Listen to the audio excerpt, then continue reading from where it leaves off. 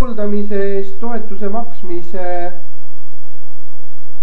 menetluse nii-öelda kolmas samm.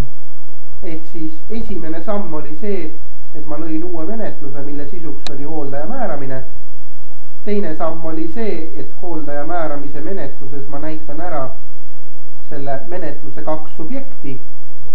Ja nüüd kolmas samm on see, et tuleb ära näidata hooldaja määramise menetluse nende 2 subjekti omavaheline seos. Ja omavahelisi seoseid tuleb ära näidata vähemalt 2. Esimene seos on selgitav seos, mis ütleb, kes on need 2 subjekti teine teisele. Ja teine seos, kui selgitav on lisatud, tuleb siis ära näidata hooldaja hooldatav seos. Nüüd isikute omavahelise seose näitamiseks tuleb lahti klõpsata emba-kumba seotava isiku üldandmete leht või kliendi andmete leht. Ja kuna mul on juba praegu siin menetluse subjektid ilusti näha, siis ma võin subjekti järel klõpsata detailvaate nupule, mis järel mulle avatakse selle kliendi andmete leht.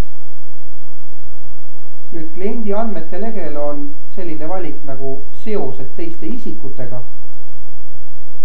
Ja siin peavad siis olema need seosed ära näidatud. Olemasolevaid seoseid juhul, kui on, saab muuta, kustutada siit pliiatsi nupust. Uute seoste lisamiseks klõpsan nupule lisaseos teise isikuga.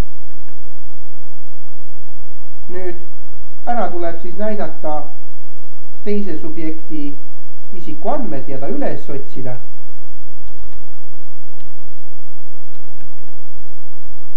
Klõpsan otsi ja järgnevas aknas tuleb ära näidata seose liik.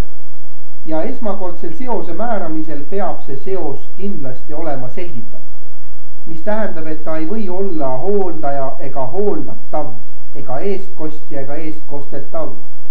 Ta võib olla kõike muud.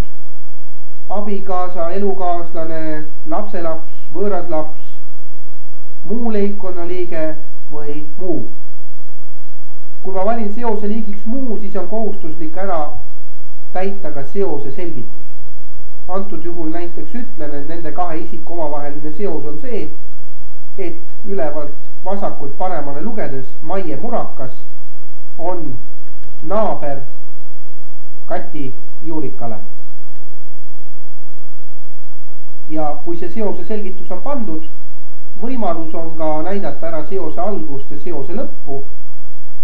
Aga kui kõik vajalikud lahtrid on täidetud, siis klõpsan valmis. Ja tulemus on näete see, et nüüd Kati Juurikas, kelle andmeid ma näete siit vaatan, tema külge seosed teiste isikutega alajaotuses on näidatud ära seos Maie Murakaga ja näha on, et Maie Murakas on talle naaber. Ja nüüd, kui selgitav seos on olemas, siis teise asjana kordan seda tegevust ehk klõpsan uuesti lisaseos teise isikuga. Otsin jälle üles selle sama teise osapoole, näiteks isikukoodi järgi klõpsan otsi.